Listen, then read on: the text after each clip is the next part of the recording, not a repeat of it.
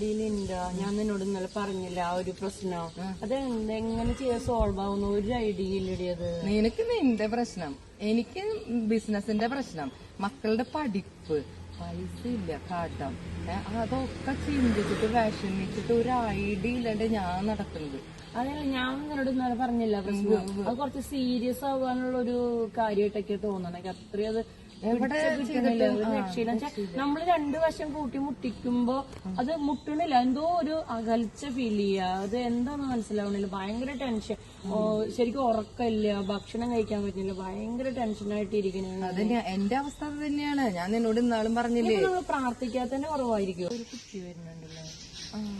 ഞാൻ പള്ളിക്ക് വരുമായിരുന്നു. നിങ്ങൾ കുറെ നേരം സംസാരിക്കുന്നുണ്ടോ? ഞങ്ങള് കൊറേ സമയമായി വന്നിട്ട് കൊന്നയ്ക്ക് വന്നതാ ഞങ്ങള്. പക്ഷെ ഞങ്ങളുടെ വിഷമങ്ങള് കാരണം ഞങ്ങളിങ്ങനെ പറഞ്ഞുകൊണ്ട് നിൽക്കായിരുന്നു. അതൊന്ന് മോളോട് പറഞ്ഞിട്ട് വീട്ടിലെ കുറെ പ്രശ്നങ്ങൾ, എത്ര തീർത്താലും തീരാത്ത പ്രശ്നങ്ങള്, കടങ്ങള്, പിള്ളേരുടെ പഠിപ്പ്, അസുഖങ്ങള്, മരുന്നുകൾ വാങ്ങിച്ച് തോറ്റു. എന്തോരം മരുന്നാ വാങ്ങിച്ചു കൂട്ടണേ. അതിനെ പറ്റി ഞങ്ങൾ ഇങ്ങനെ ചർച്ച ചെയ്തോണ്ട് നിൽക്കുന്നത്. അപ്പഴാ മോള് ഇങ്ങോട്ട് വന്നത്. നിങ്ങളുടെ മുഖം കാണുമ്പോഴെല്ലാം എല്ലാവർക്കും മനസ്സിലാവും നിങ്ങൾക്ക് വിഷമം ഉണ്ടെന്ന്, ദുഃഖം ഉണ്ടെന്ന്. ഇതൊക്കെ നിങ്ങളെ ഈ കൊന്തയില് പറഞ്ഞ് പ്രാർത്ഥിക്കാം. എന്നും പ്രാർത്ഥിക്കാം. നിങ്ങളെ മനസ്സ് പറഞ്ഞ് പ്രാർത്ഥിക്കാം. ഇതൊക്കെ ചെയ്യുമ്പോൾ നിങ്ങളുടെ ഓരോരോ വിഷമങ്ങൾ മാറാണ്. ഞാൻ നിങ്ങൾക്ക് വേണ്ടി പ്രാർത്ഥിക്കുന്നത്. അല്ല, ഞാൻ കൊന്തയ്ക്ക് പോകട്ടെ. ശരി, എല്ലാ പ്രശ്നവും നടക്കട്ടെ. പറഞ്ഞിട്ടില്ലല്ലോ. നോക്കം കണ്ടു ഒരു